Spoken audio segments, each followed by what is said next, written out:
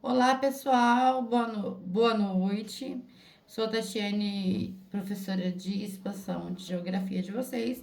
Também sou professora de história de vocês, né, do terceiro ano. Quero desejar a todos do terceiro ano uma boa prova, né?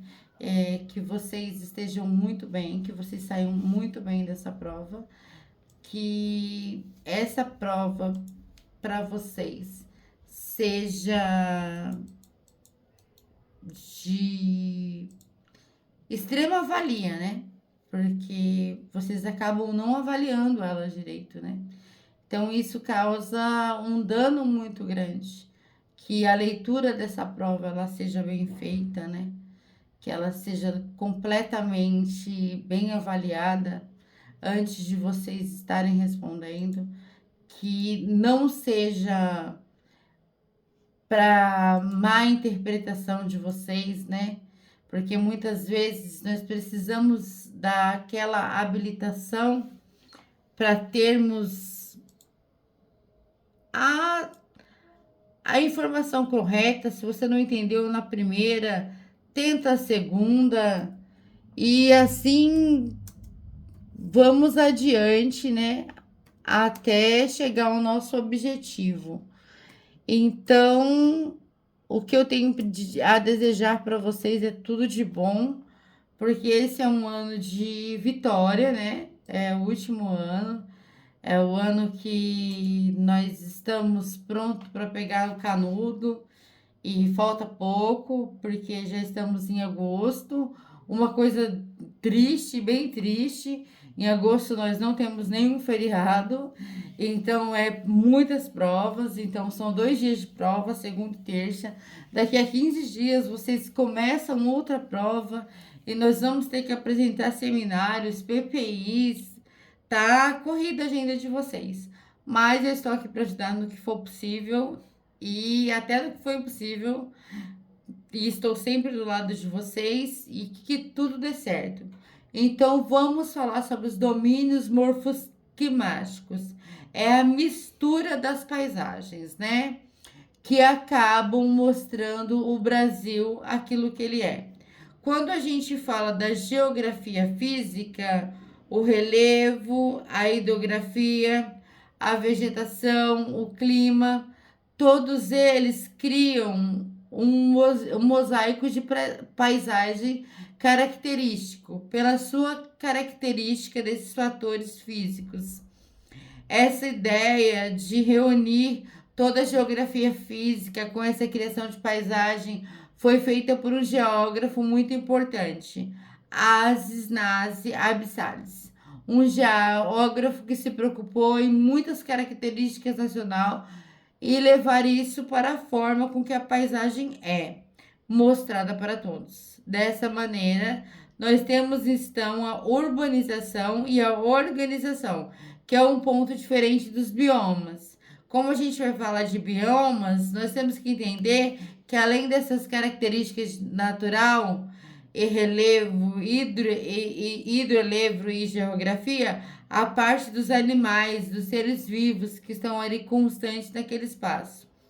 Nesta maneira, então, nós fazemos essa diferença, né? Diferenciação com os biomas, né? Os domínios morfoclimáticos vão ser mais uma coisa geográfica. Fechou?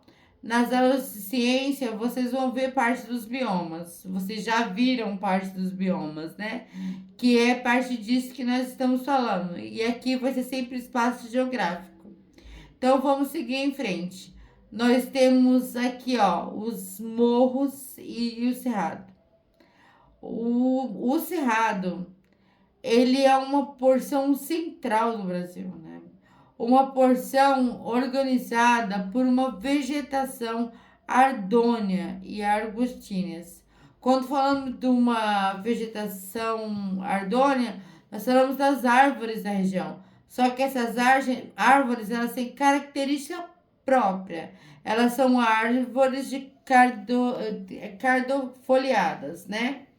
E também temos o extrato arbustivos. Portanto, quando olhamos a vegetação nos cerrados, nós olhamos muito arbustos, a terra avermelhada, árvores esparsas. Só que essas árvores, como eu falei com vocês, são cadufiadas. Então, além dessas, é umas árvores com caças grossas, galhos tortuosos, bem entorcidos, devido à toxicidade do alumínio do presente no solo. O solo ele tem muito alumínio e por isso faz com que os galhos das árvores fiquem tortos, tá? Ela tem essa característica devido ao fato que temos aí um clima tropical típico. Se é um clima tropical, ele vai ter duas estações bem definidas. Se é típico, é porque não há variação. Então, nós temos aí um clima onde vai ter um verão bastante chuvoso e um inverno bastante seco. Então, essa diferença de pluviosidade anual vai dando essa característica de toxicidade no solo. Por isso que ela cria um dispositivo biológico chamado caducifolias, ou que quando chega a época da cacheagem, da seca, ela tira as suas folhas, ela deixa cair essas folhas. Árvores de folhas caducas, elas caem da árvore, elas ficam então dormindo, o galho seco, esperando até a chuva voltar. E quando volta, é o espetáculo da natureza. As flores nascendo no cerrado vão ser sempre as mais bonitas da paisagem, onde vai aparecer as folhas novamente e todo o cerrado verde, como uma coisa muito bonita. Também percebemos que essa situação tem uma influência numa massa equatorial, a massa que surge na região do domínio amazônico, que ela gera uma influência de umidade aqui, né? Que vem formando um corredor para os mares e dos mares por morro, que é uma região que nós chamamos de mares voadores, que vem da Amazônia carregada para todo o cerrado, formando então as zonas de convergência bioatlântico sul. Essa região então vai ter uma importância na formação da umidade na época do verão, que quando a penetração dessa umidade, onde nós temos o Planalto Central brasileiro, vai ser uma parte que vai distribuir as águas. Esse domínio do cerrado é conhecido como um grande divisor de águas do Brasil. É aqui onde vai ter a formação da Bacia do Paraná, da Bacia do Pantanal, que vai aqui no Paraguai, que vai nessa região. Nós temos aqui a Bacia do Rio Amazonas, que vai mandar aqui para os seus rios para Amazonas. Então vai ter então aqui alguma parte do Rio São Francisco que vai ser mandado para esse lado. Nós temos um grande divisor de águas no Brasil. A característica se dá devido ao fato de que nós temos chuvas frontais. As massas, elas podem vir, seja aqui da região amazônica, mas vai entrar em confrontações em frente também com a massa polar vindo daqui, ou a massa tropical atlântica e a tropical continental. Isso vai ser uma área onde vai ter grande formação de frentes na época do verão, e isso vai gerar bastante chuva. Ela tem rios intermitentes? Não, ela não tem rios intermitentes, porque essa característica faz com que haja uma baixa chuva, mas os rios nunca vão ficar com leite seco.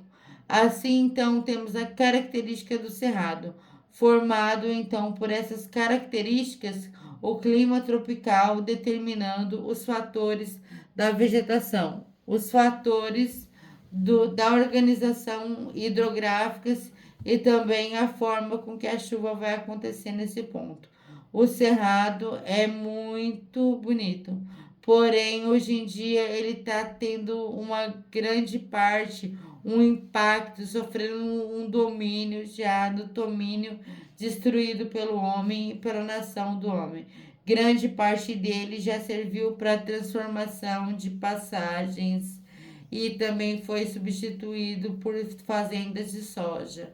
Essa plantação de soja na região já ganhou grande parte de todo o nosso domínio morfoclimático. Continuando nesse sistema, nós temos o domínio morfoclimático de mares e morros. O professor Abissali sobrou dessa maneira no fato dele morar no interior de São Paulo.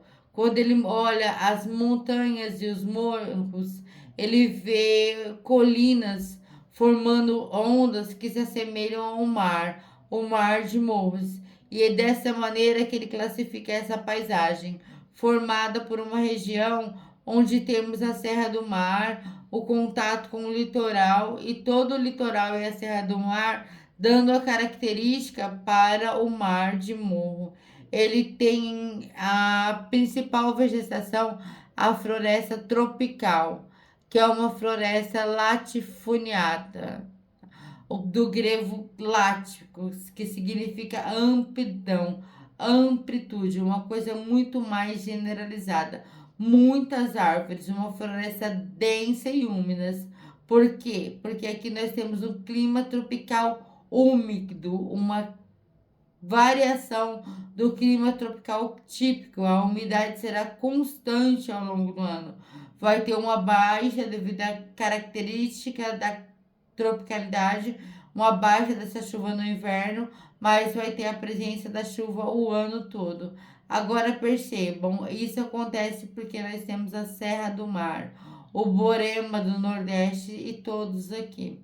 A massa tropical atlântica que tenta chegar na região é bloqueada pela Serra do Mar, formando a chuva orográfica. A chuva orográfica, então, vai ser o quê? Um barramento nas baixas úmidas que vêm do litoral. Essas baixas úmidas que vêm tropical críticas vão ser separadas pela Serra do Mar, formando a chuva orográfica, aquilo que nós vemos na serra como a neblina. Quando alguém fala que nós estamos no Planalto e vamos para o litoral, ou vice-versa, a pessoa fala: tome cuidado com a neblina na serra. Isso é a chuva onográfica e ela vai ser a principal formadora das florestas. Ela, ela evita de chover, formando uma massa úmida reunião na região. O que em outro lugar já é uma massa quente, o que é uma caatinga, um domínio morfoclimático. Então, nós temos essas regiões onde tem bastante chuva na terra do mar e formam um complexo nas bacias do Atlântico. E todas elas são pequenas bacias que começam no mar e terminam no Oceano Atlântico direto, no Rio Ribeira, no Rio Parnaíba, no Rio Itajaiaçu, em Santa Catarina. Esses rios formados a partir da Serra do Mar, que vão acima da região do Oceano Atlântico. Perceba também que a região orográfica, nós temos também a chuva frontal, que é de acordo com a massa floral atlântica, de acordo com a massa tropical, formando as frentes, dando estabilidade para a região, junto com aquela massa equatorial continental que vem da Amazônia, que traz também para cá um corredor de umidade, formando aqui em São Paulo aquilo que a gente chama de Terra da Garoa. Essa Terra da Garoa acontece devido às chuvas frontais existentes aqui. Por isso que nós temos essa união de paisagens e morros chamados historicamente no Brasil. Assim torna toda a urbanização primárias do sistema e todas essas colonização, né? Deus da colonização do pobre Brasil, da retirada da cana-de-açúcar, a retirada dessa vegetação para a produção de café no interior de São Paulo e também a região dos grandes centros urbanos. Então, dessa maneira, nós temos esses grandes domínios. Então, hoje nós falamos do Cerrado e dos mares e morros. Espero que você tenha assistido e entendido. Mais uma vez, boa prova, uma boa segunda-feira para vocês e uma ótima terça-feira. Que seja sucesso, desejo sucesso. Até a próxima, se Deus quiser.